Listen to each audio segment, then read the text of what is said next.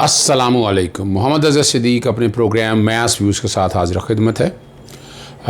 ये टाइम आपको पता है अदालती ख़बरों का ख़ास तौर पर मखसूस किया और आप तक आज होने वाली तमाम अदालती ख़बरों पर नज़र दौड़ाते हैं। सबसे अहम जो ख़बर वो इस कॉन्टेक्स्ट में है, आपको पता है आसिफ अली ज़रदारी की न्यूयॉर्क के फ़्लैट के हवाले से इंक्वायरी चल रही है नैब में, तो उसमें डर या खौफ कह दें, अभी मेरी इतला के मुताबिक वारंट ऑफ अरेस्ट जारी नहीं हुआ। नैब में तरीक़ाकार यही है कि पहले warrant of arrest NAB section 18 और 24 के तहत जारी करता है, फिर गिरफ्तारी करता है। तो यहाँ होता है कई दफ़ा वारंट ऑफ अरेस्ट का पता नहीं चलता तो मुलज़िम पकड़ा जाता है, तो ये हिफ्ज़ मा तक़द्दम के तौर पर बचने के तौर पर गिरफ्तारी ज़मानत कबल से गिरफ्तारी करवा ली जाती है। यहाँ जाली फेक बैंक अकाउंट केस में एक केस से नैब में कोई 20 से 30 के करीब केसेस बने हैं। अब उस पर जो ये केस है, आज इस्लामाबाद हाई कोर्ट में कल हुई थी समाअत, चूँकि आसिफ अली ज़रदारी मौजूद नहीं थे, ज़मानत कबल गिरफ्तारी के लिए ख़ुद होना मौजूद ज़रूरी है, तो आज का टाइम लिया गया था। आज आसिफ अली ज़रदारी जाहो जलाल के साथ लोगों के साथ अदालत में मौजूद थे और ख़ुद चलकर अदालत में आए और रूटीन के मुताबिक हाथ में छड़ी थी उनके और लोगों से खुशखबरियों में मसरूफ़ रहे। और इससे कबल पता ख़राबी सेहत के हवाले से कहा गया था वो ख़ुद आ नहीं सकते हैं और बीमारी की ग्राउंड भी बनाया हुआ। इससे कबल इनकी ज़मानतें जो हैं मेडिकल ग्राउंड पे हो चुकी हैं, इनकी भी और फरयाल बीबी की भी। इस्लामाबाद हाई कोर्ट के justice chief justice Athar Minallah और justice Umar Farooq division bench ने की है और इस पर यह बताया कि दरख्वास्त गुजार जो है अदालत में मौजूद है। अदालत ने ज़मानत की दरख्वास्त मंजूर करते हुए 5 लाख के मुचलके जमा कराने का कहा है। अरे जब पहले आ रहे थे आसिफ ज़रदारी तो पूछा गया पीडीएम के हवाले से, वो सवाल बड़ा वाज़ेह तौर पर पूछा इस कॉन्टेक्स्ट में, यानी पीडीएम की कमांड के कॉन्टेक्स्ट में जो मैंने बाकायदा वो जो है वो मैंने लगा भी दिया है अपने ट्वीट में, मुफाहमत होगी या मुज़ाहमत, ये बिलावल से पूछे कमांडर वो हैं आसिफ अली ज़रदारी का सवाल। वो बैकग्राउंड पे मैं साथ कहूँगा वो चल भी जाए, ये सुन लीजिएगा क्या कहा गया और क्या बात हुई।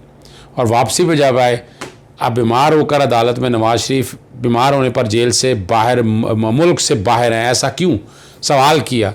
नवाज़ शरीफ और मेरे डोमिसाइल में फ़र्क है, आसिफ अली ज़रदारी का जवाब ये आपके सामने मैंने रख दिया है, जो पोजीशन है आपके साथ बड़ी क्लैरिटी के साथ।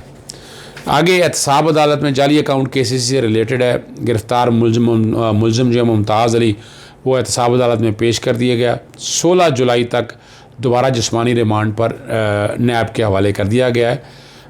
तफ्तीशी अफसर जो हैं वक़ार अहमद ने महकमा ज़राअत सिंध के साबिक़ एग्जीक्यूटिव इंजीनियर को अदालत के रूबरू पेश किया और मुलज़िम से पूछगिछ जारी है, रिमांड दोबारा दिया जाए। जज मोहम्मद बशीर ने मुलज़िम को 9 रोज़ा जिस्मानी रिमांड पर कहा है और 16 जुलाई के लिए दोबारा पेश करने का। शरीक मुलज़िम किसानों के नाम पर ट्रैक्टरों की जाली इनवाइस बनाने में मुलव्वस रहा। नैब सिंध ट्रैक्टर सब्सिडी में करप्शन में 4 मुलज़िम गिरफ़्तार कर चुका है। मुलज़िमों पर ट्रैक्टरों की गिरफ़्तारी में 793 मिलियन की मुबैना करप्शन है। इस्लामाबाद हाई कोर्ट में एक और केस की समाअत है, वो भी बता देते हैं आपको। सैनिटरी वर्कर को तनख्वाहें न मिलने के हवाले से समाअत है और सैनिटरी डिपार्टमेंट से तफसीली रिपोर्ट तलब कर ली है और मुजाज ऑफिसर को भी पेश होने को कहा है। जो इस शहर की सफाई का सुथराई करते हैं उसके साथ उनके साथ बराबर के शहरी जैसा सलूक नहीं किया जा रहा। ये चीज़ जस्टिस अतर मिल्ला साहब के रिमार्क्स थे। यहाँ आइन है, हर शख्स के लिए उसके हकूक़ का तयन है, वो उसे मिलने चाहिए। और सैनिटरी वर्कर्स एम्प्लॉयर्स किसके हैं, किन टर्म्स पर उनको मुलाजमत दी गई, चीज़ जस्टिस का इस्तफसार था, पूछा भी गया।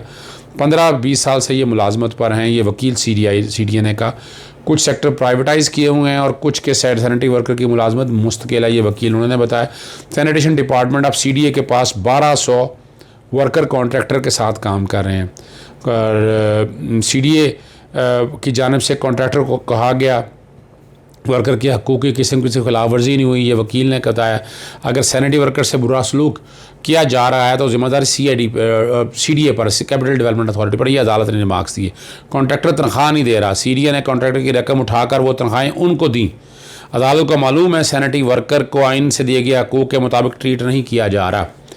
कॉन्ट्रैक्टर कितनी सैलरी सैनिटेशन वर्कर को देते हैं? चीफ जस्टिस का इस्तफसार। अदालत का CDA के वकील के जवाब पर अदम इंतमान का इजहार। रिपोर्ट तलब करते हुए 20 जुलाई के लिए अदालत ने समाअत मुलतवी कर दी है। अब हम आते हैं सुप्रीम कोर्ट में हेयरिंग में। गन एंड कंट्री क्लब के केस की समाअत है। जस्टिस उमर अता बंदयाल साहब की सरबराही में 2 रुकनी बेंच। आपको तो आजकल छुट्टियाँ हैं और कंपनी गन क्लब की मैनेजमेंट एडमिनिस्ट्रेशन से मुतालिक मुजवज़ा बिल जो है अदालत में पेश।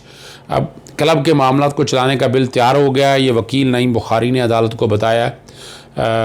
बिल को पार्लियामेंट से पास कराया जाएगा।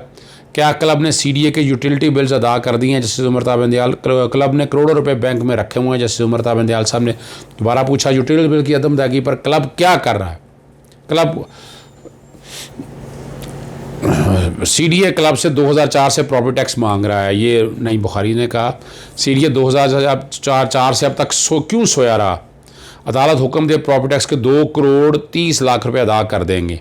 अदालत क्लब के माली मामलों में मुदाखलत नहीं करेगी। जस्टिस उमर अता बंदयाल ने कहा कि क्लब के माली मामलों का फोरेंसिक ऑडिट करवाया है, फोरेंसिक ऑडिट करा दिया गया है, इस पर वजारत को कोई एतराज़ नहीं है। सेक्रेटरी IPC ने बताया अदालत को क्लब से मुतल्लिक कितनी अर्से से बिल पार्लियामेंट से मंजूर हो जाएगा, ये जस्टिस उमर अता बंदयाल ने पूछा वाज़े तौर पर।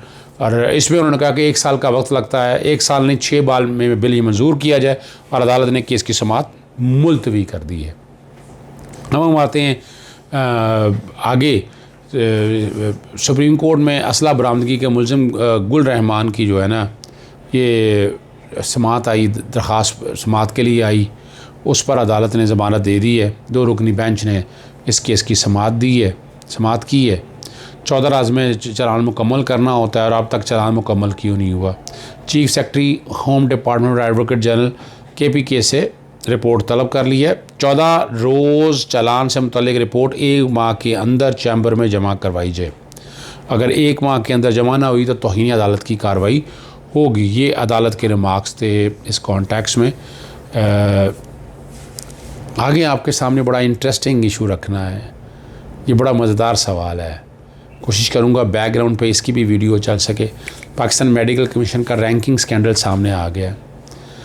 PMC ने इलामा इकबाल मेडिकल कॉलेज में दीगर सरकारी कॉलेजेस को ग्रेड F दे दिया, जबकि मनपसंद सर आगा खान मेडिकल कॉलेज और CMH को ग्रेड A दे दिया है। और PMC ने गैर कानूनी अपना रैंकिंग जारी करते हुए मनपसंद अफराद को ये A ग्रेड दिया है। मेडिकल कॉलेजेस की रैंकिंग जारी करने का दायरा इख्तियार सिर्फ हायर एजुकेशन कमीशन का है, लेकिन PMC ने मनपसंद कॉलेजेस को रेटिंग की A+ कैटेगरी जारी कर दी है। PMC ने सर आगा खान जबकि कॉलेज के मेंबर कमीशन में शामिल हैं, जो कि मफादात का तसादुम है। कमीशन में शामिल कॉलेज के मेंबरान ने ख़ुद ही कवानीन बनाए और ख़ुद ही कॉलेज को ग्रेडिंग दे दी है। और यहाँ हम आपके सामने बस ये मुसीबत नहीं मैं कहना चाहता, पोजीशन रखी है। मेरिट चले, सरकारी कॉलेजेस, प्राइवेट मेडिकल कॉलेजेस अपनी जगह एक रोल है, लेकिन private medical colleges take over कर लेंगे पब्लिक कॉलेजेस को, ये ऐसा नहीं होना चाहिए। ये मैं समझता हूँ ये बड़ी ज़्यादती है सारे निज़ाम को सामने रखते हुए। सुप्रीम कोर्ट के सामने अगला केस मैं आपके सामने रख देता हूँ। मैं माज़रत के साथ वो मैं पहले बात करनी चाहिए थी, लेकिन महकमा ख़जाना सिंध के 336 मुलाज़िम गैर कानूनी भर्तियों के केस की समाअत हुई है। अदालत के सामने ये मामला है। चीफ जस्टिस की सरबराही में 3 रुकनी बेंच ने की दोबारा सिंध हाई कोर्ट को भिजवा दिया। सिंध हाई कोर्ट को स्केल 1 से 14 तक के मामले पर 6 माह फैसला करने की हदायत जारी कर दी है। 16 स्केल से ऊपर की पोस्टों पर भर्तियाँ पब्लिक सर्विस कमीशन के ज़रिए की जाएँ। अदालत तमाम 336 मुलाज़िम का रिकॉर्ड चेक करे। अदालत ने यह कहा supreme court additional advocate general Sindh सप्तान महमूद पर बरहम, जिन 10,000 लोगों के टेस्ट और इंटरव्यू किए हैं उनका रिकॉर्ड कहाँ है? जी साहब, महकमा से कंफर्म करके बताता हूँ। एडिशनल एडवोकेट जनरल ने अदालत को बताया 10,000 लोगों का सवाल पेपर तो आप बना लेंगे, जवाब पेपर का रिकॉर्ड दिखाएं। एक दिन में टेस्ट इंटरव्यू मुकम्मल करके फ़ाइल भर्ती की लिस्ट भी अवेज़ा कर देगी। इस्लामाबाद कुछ तो खुदा का खौफ करें, जैसे जाजुल हसन साहब ने कहा। कराची, सक्कर, हैदराबाद, मीरपुर ख़ास, लाड़काना में टेस्ट इंटरव्यू हुए हैं, ये एडवोकेट जनरल सिंध ने बताया, एडिशनल एडवोकेट जनरल सिंध ने बताया। ये कोई तरीका नहीं, कानून के मुताबिक भर्तियां होंगी, ये चीफ जस्टिस ने उनको कहा है, अपना रिमार्क्स दिए हैं। और गैर कानूनी भर्तियों के पीछे क्या कुछ होता है सबको पता है। अपना 16, 17, 18 ग्रेड के मुलाजमिन की इंडक्शन हो ही नहीं सकती justice Ijazul Ahsan. Public door भर्तियाँ, बैकडोर भर्तियाँ करके सिविल सर्वेंट बना दिया गया है, उन्हें मुस्तकिल नहीं किया जा सकता। जस्टिस एजाजुल एहसन 2011 में भर्ती हुए, नौकरी करते हुए 10 साल का अरसा गुजर गया है। 336 में से 10 डिग्रियों की वेरिफिकेशन नहीं हुई तो उन्हें नौकरी से फारिग किया गया, एडिशनल एडवोकेट जनरल सिंध ने बताया। गैर कानूनी तरीके से भर्तियाँ की गई हैं, मीडिया कवरेज मौजूद है। अदालत पैमरा से रिकॉर्ड मंगवा ले, दरख्वास्त गुजार ने अदालत को भिजवाया। हम हाई कोर्ट भिजवा रहे हैं, वहाँ सबका केस सुना जाएगा, तहकीकात भी होंगे जस्टिस एजाजुल एहसन में। आखिर में आपको बता देते हैं जो आपके सामने बात रखनी है वो है इस्लामाबाद हाई कोर्ट के रजिस्ट्रार साजिद बलोच को हटा दिया गया। सुप्रीम कोर्ट ने रजिस्ट्रार हाई कोर्ट के ख़िलाफ़ तौहीन अदालत का नोटिस जारी किया था। ये 6 जुलाई का नोटिफिकेशन है। हटाकर इन्हें executive director national vocational training commission under federal education and professional training division पे डेपुटेशन बेसिस पर 3 साल के लिए लगा दिया गया है। आपके सामने सारी चीज़ें रखती हैं, कोशिश की है कि सारी चीज़ें कवर कर सकूं। इजाज़त दीजिएगा।